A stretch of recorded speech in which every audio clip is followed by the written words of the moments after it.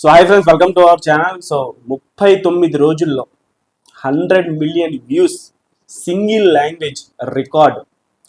So తెలుగులో చిక్రీ single language, Ram Charan mass విధ్వంసం. సరైనటువంటి కంటెంట్ దిగక సుఖాలు ఎక్కువైపోయినాయి హేటర్స్ అందరికీ కూడా. మనం కొట్టని రికార్డులు కాదు, మనం పెట్టని రికార్డులు కాదు, ఎవరి ఏరియాకి వచ్చి ఎవరికి సీన్ చూపిస్తున్నారు, చీరేస్తాం. సో అదనమాట విషయం. 100 మిలియన్ సక్సెస్ఫుల్గా కొట్టేసాం జస్ట్ 39 డేస్లో. సో ఫస్ట్ ఆఫ్ ఆల్ మనం మాట్లాడుకోవాల్సింది, ఎప్పుడైతే చరణ్ ఈ ప్రాజెక్ట్ ఒప్పుకున్నాడో, ఉప్పెన తీసినటువంటి పంజా వైష్ణవ్ తేజ్తో ఆయన వచ్చి కథ చెబితే కూర్చున్న ఫస్ట్ సిట్టింగ్లోనే కథ ఓకే చేసి నాకు నచ్చింది గో హెడ్ అని చెప్పేసి ఎప్పుడైతే ఒప్పుకున్నాడో, నిజంగా బుచ్చిబాబు అనేటువంటి డైరెక్టర్కి ఒక లైఫ్ ఇచ్చారు రామ్ చరణ్ గారు. సో ఆ మాటను నిలబెడతా, ఫస్ట్ లుక్ దగ్గర నుంచి దాని తర్వాత వచ్చినటువంటి గ్లిమ్స్ కావచ్చు, ఇప్పుడు చిక్రీ కావచ్చు, చిక్రీ క్రియేట్ చేసినటువంటి 100 మిలియన్ రికార్డు కావచ్చు, hats off to Buchibabu Sana.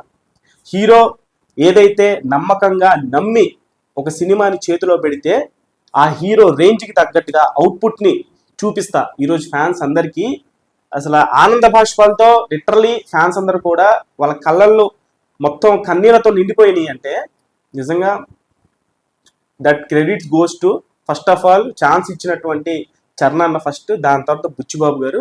ఈ సాంగ్కి ప్రాణం పెట్టేసినటువంటి ఏఆర్ రెహమాన్ గారు. ఏఆర్ రెహమాన్ గారికి తెలుగులో స్ట్రైట్ సినిమా లేదు హిట్ అంటే, ఒక తెలుగు డైరెక్టర్ ఏఆర్ రెహమాన్ గారికి తెలుగులో హిట్ ఇవ్వలేదు అనేటువంటి మచ్చ ఉంది కొన్నేళ్లుగా.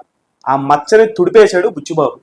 తన రా రస్టిక్ కథతో నెరేషన్ ఇచ్చిన తర్వాత ఏఆర్ రెహమాన్ గారు ఒక కైండ్ ఆఫ్ టైంలో అనుకున్నారట, నేను సినిమాలు తగ్గించేస్తాను, నాకు సినిమాలు నచ్చితేనే చేస్తాను, లేకపోతే నాకు నచ్చని కథలు చెయ్యను అని చెప్పేసి ఎప్పుడైతే ఒక పీరియడ్ ఆఫ్ టైంలో ఆయన అనుకున్నారో, దాని తర్వాత ఆయన చాలా చూజీగా వెళ్తున్నారు. So one of the best script అని చెప్పేసి పెద్ద ఒప్పుకున్న తర్వాత ఆయన ఇచ్చినటువంటి అవుట్పుట్ ఏదైతే, ఒక్కసారి మ్యూజిక్ డైరెక్టర్కి, ఒక ఆస్కార్ స్థాయి మ్యూజిక్ డైరెక్టర్కి ఒక కథ నచ్చితే మనస్ఫూర్తిగా తన మ్యూజిక్ ఎలా కొడతాడు అన్న దానికి నిదర్శనం గ్లిమ్స్. దాని తర్వాత వచ్చినటువంటి చిక్రీ కావచ్చు, చిక్రీ ఇప్పుడు క్రియేట్ చేసినటువంటి సెన్సేషన్ కావచ్చు, 100 మిలియన్ రికార్డు కావచ్చు, అలాగే ఆ సాంగ్కి లిరిక్ రాసినటువంటి బాలాజీ గారు ఎంత అద్భుతంగా రాశారండి లిరిక్స్. అసలు నిజంగా పల్లెటూరి పదాలు, ఆ పల్లె పదాలు, ఆ మట్టి వాసన కనిపిస్తూ ఉంది. లిటరల్గా ఉత్తరాంధ్ర బ్యాక్డ్రాప్, ఆయన ఉత్తరాంధ్రకి సంబంధించినటువంటి మనిషి.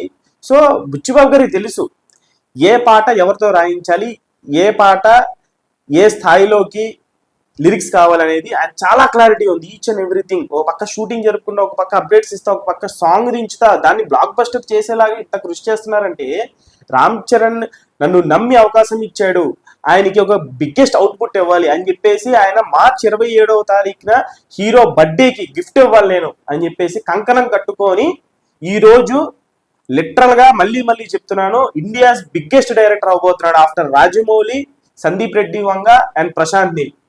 ఎలా అయితే వాళ్ళ గురించి ఈరోజు ఇండియాలో మాట్లాడుకుంటున్నారో, ఆఫ్టర్ ఆ 3 పేర్లలో ఆ లిస్ట్ లో బుచ్చిబాబు జాయిన్ అయిపోతాడు. దాంట్లో మాత్రం అసలు సందేహం లేదు. సో నెక్స్ట్ సెకండ్ సాంగ్ కూడా రాబోతుంది, అది కూడా 100 మిలియన్. ప్రతి సాంగ్ 100 మిలియన్ కొట్టబోతుంది. ఈసారి రామ్ చరణ్ పెట్టేటువంటి రికార్డులు విట్నెస్ చేయబోతున్నారు.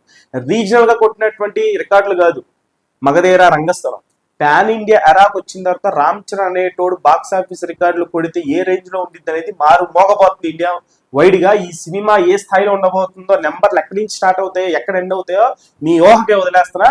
సో 100 మిలియన్ పట్ల మీ ఆసక్తిని, మీ ఆనందాన్ని కామెంట్ బాక్స్ లో తెలియచేయండి. మీకు ఎలా అనిపిస్తుంది అనేది. ఛానల్ లైక్ చేయండి, షేర్ చేయండి, సబ్స్క్రైబ్ చేసుకోండి.